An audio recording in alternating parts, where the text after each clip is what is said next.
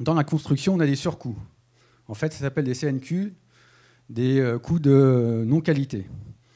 Et ces surcoûts, aujourd'hui, ils représentent 30% en plus d'un projet, d'une construction. Dans une réalisation, on a plusieurs phases. On a la PD, le DCE, ensuite on a le pro, et ensuite après on a l'exécution. À chaque phase, en fait, les intervenants, ils remettent à plat le projet. Ils remettent à plat le projet, et de ce fait, ils n'ont pas confiance en ce qui a été réalisé ou ce qui a été prévu avant. On a une réflexion générale qui se perd un petit peu, et on se retrouve avec une réalisation où il y a des problèmes. Par exemple, les murs qui ne sont pas à la bonne place, un surcoût en consommation de matériaux, et puis beaucoup de pertes de temps au niveau des échanges. On attend des éléments pour pouvoir réaliser, on attend des décisions, et ça engendre énormément une perte de temps et donc un surcoût. Une des composantes du BIM, c'est de pouvoir, grâce à la maquette, avoir un modèle unique. Ce modèle unique, c'est un référentiel, et ce référentiel, il suit sa vie depuis le début de la conception jusqu'à la fin du projet, et même plus avec l'exploitation du bâtiment.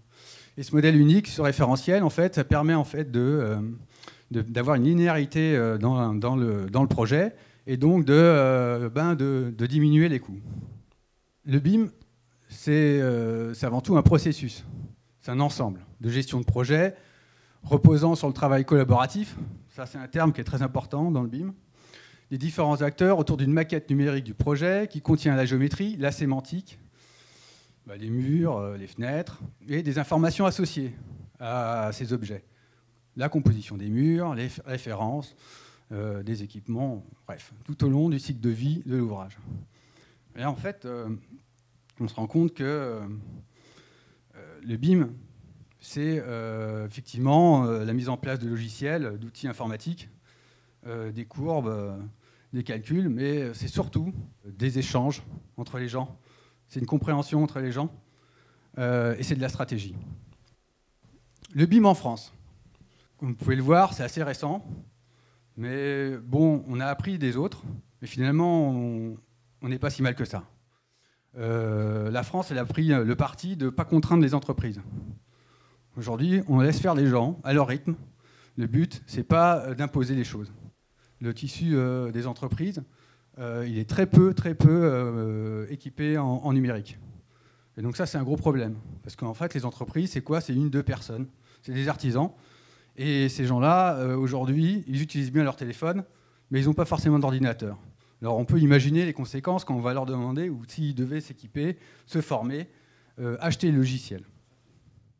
Alors, le BIM en France, ok. Le BIM international, on se rend compte que le BIM international, en fait, on n'est pas si mauvais que ça. Hein, on est parti en retard. Mais en fait, non, on y est. Hein, on agit. Donc, effectivement, il y a 15 ans, hein, les Américains, les Anglo-Saxons, ils s'y ont mis. Après, ça a été là dit. Pour nous, c'est un peu plus tard. Facteur clé, la normalisation. On a les organismes qui tiennent la route. Hein. On a l'AFNOR, on a Mediaconstruct et le PTNB. Et grâce à ça, aujourd'hui, l'État français est représenté dans les négociations, on a un poids. On a une compétence.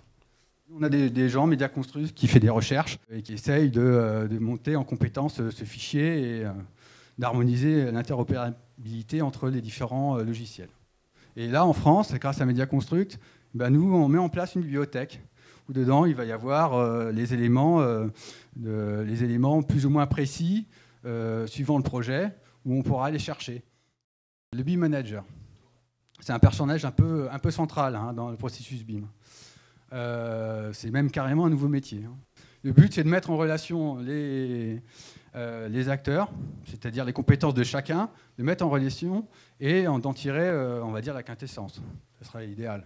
Donc en phase de préparation du projet, rédaction et mise en place de la convention BIM, la CBIM, création, développement et mise en place des gabarits et standards BIM, ça vous parle un petit peu, assistance au développement du contenu BIM, objets, bibliothèque, format d'échange, animer les réunions de pilotage BIM des acteurs du projet, l'animation, ça c'est un rôle important pour lui.